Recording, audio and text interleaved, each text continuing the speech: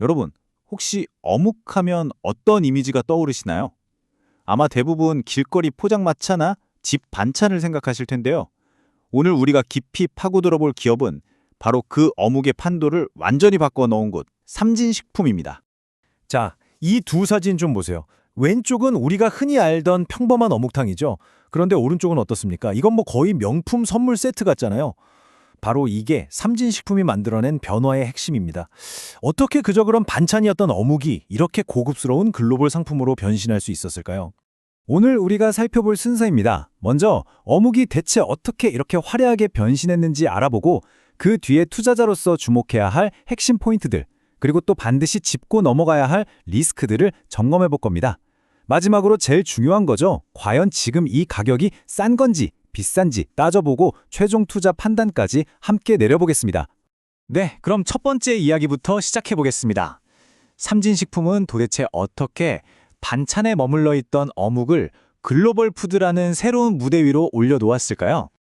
삼진식품은 스스로를 단순히 어묵 만드는 공장이라고 생각하지 않아요. 그들의 비전은 수산 단백질을 기반으로 한 식문화를 창출하는 플랫폼이 되는 겁니다. 말이 좀 어렵죠? 쉽게 말해 어묵을 완전히 새로운 고급 식품 카테고리로 만들어버리겠다는 야심찬 계획인 거죠. 그 혁신의 한가운데 바로 이 어묵 베이커리가 있었습니다. 한번 상상해 보세요. 빵집처럼 갓 나온 따끈따끈한 어묵을 골라 담는다? 와, 이 발상 하나가 어묵을 반찬 가게 구석에서 백화점 식품관의 스타로 만들어버린 겁니다. 이게 바로 삼진식품이라는 강력한 브랜드 파워의 시작점이었어요. 자, 그럼 이제 투자자의 눈으로 한번 제대로 뜯어보죠. 도대체 삼진식품의 어떤 점이 그렇게 매력적인 건지 핵심적인 성장 포인트들을 하나씩 짚어보겠습니다. 첫 번째는 바로 이 십자입니다. 플러스 13.6%. 2025년 예상 매출 성장률인데요. 아니, 어묵 시장이 뭐 엄청나게 크는 시장도 아닌데 이런 성장률이 나온다는 건 삼진식품의 프리미엄 전략이 시장에서 제대로 먹히고 있다는 아주 강력한 증거라고 볼 수 있겠죠. 매출 구성을 뜯어보면 이게 더 확실해집니다. 물론 국이나 탕에 들어가는 기본 어묵도 잘 팔리지만 진짜 주목해야 할 건 바로 이 부분이에요. 포장 간식과 선물 세트. 이 둘을 합치면 벌써 35%가 넘어가거든요. 이게 왜 중요하냐면 마진이 훨씬 높은 고부가 가치 제품이라는 겁니다. 그러니까 단순히 많이 파는 게 아니라 비싸게 그리고 아주 잘 팔고 있다는 뜻이죠.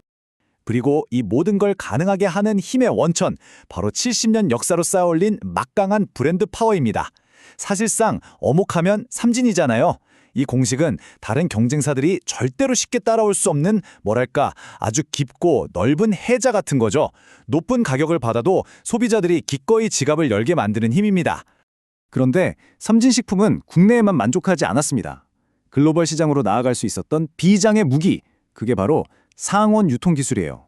이게 진짜 게임 체인저인데 냉장 보관 없이도 전 세계 어디든 제품을 보낼 수 있게 된 겁니다. 미국 코스트코나 월마트 같은 거대 유통망에 들어갈 수 있는 열쇠를 손에 쥔 거죠. 재무적으로도 엄청난 변화가 있었어요. 2022년에 부채 비율이 2883.8%.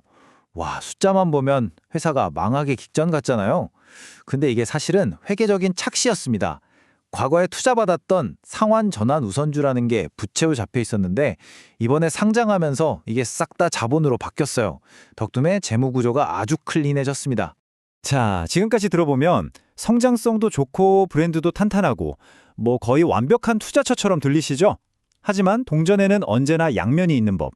지금부터는 우리가 반드시 알아야 할 삼진식품의 그림자, 바로 리스크에 대해 이야기해 보겠습니다. 네, 세 번째 파트입니다. 투자를 결정하기 전에 꼭 확인해야 할 리스크들 하나씩 살펴보죠. 첫 번째는 우리 힘으로 어떻게 할 수 없는 외부 리스크입니다. 주 원료인 명태 연육을 거의 다 수입에 의존하거든요. 그럼 어떻게 될까요? 그렇죠.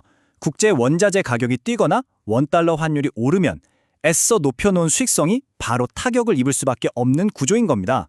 그리고 내부적으로는 이 거버넌스 문제를 짚고 넘어가야 합니다.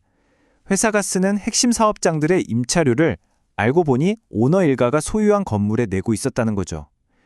이게 법적으로 문제가 되는 건 아닐 수 있지만 회사의 이익과 오너 개인의 이익이 충돌할 수 있다는 점에서 특히 큰돈을 굴리는 기관 투자자들은 굉장히 민감하게 보는 부분입니다.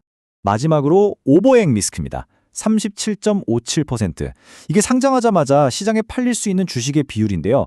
대부분 초기에 투자했던 재무적 투자자들, 즉 FI들의 물량입니다. 이 사람들이 언제든 차익 실현을 위해서 주식을 대량으로 팔 수 있다는 건데 이건 주가에 계속 부담을 줄 수 있는 잠재적인 폭탄 같은 거라고 생각하시면 됩니다. 자, 이렇게 기회와 리스크를 다 살펴봤는데요. 그럼 이제 가장 본질적인 질문으로 들어가 보죠. 그래서 삼진식품, 지금 가격은 과연 싼 걸까요? 비싼 걸까요? 경쟁사들이랑 비교해보면 시장이 삼진식품에 얼마나 큰 기대를 걸고 있는지 한눈에 보입니다. 특히 PBR, 그러니까 주가가 회사의 순자산에 비해 몇 배나 비싼지를 보여주는 지표인데 이게 무려 10.5배예요. 다른 회사들은 1배, 2배 수준인데 말이죠. 이건 뭐 지금 회사가 가진 자산 가치보다는 미래 성장성에 어마어마한 프리미엄을 주고 있다는 뜻이죠. PER, 즉 주가 수익 비율을 봐도 비슷합니다. 삼진식품의 PER이 약 46배인데 이건 시장 1위 대기업인 CJC푸드랑 거의 맞먹는 수준이에요. 다시 말해 투자자들이 너희는 CJ만큼 클 수 있을 거야 라고 말해주고 있는 거나 마찬가지인 거죠. 기대치가 정말 높습니다. 그래서 이 분석 자료에서는 2025년 예상 실적을 기준으로 적정 주가를 약 13,100원 정도로 보고 있습니다.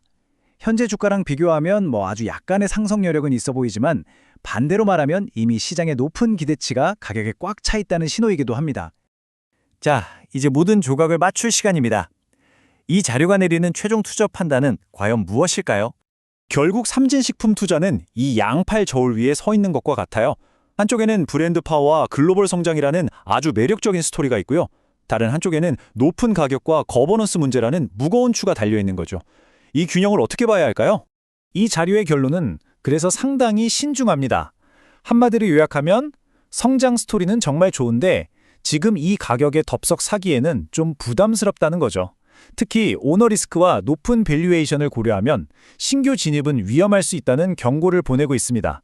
결국 마지막 질문은 이것 하나로 귀결됩니다. 과연 삼진식품이 보여준 혁신의 가치가 이 모든 리스크와 비싼 가격표를 뛰어넘을 만큼 강력할까요? 그 판단은 결국 우리 투자자 각자의 몫입니다.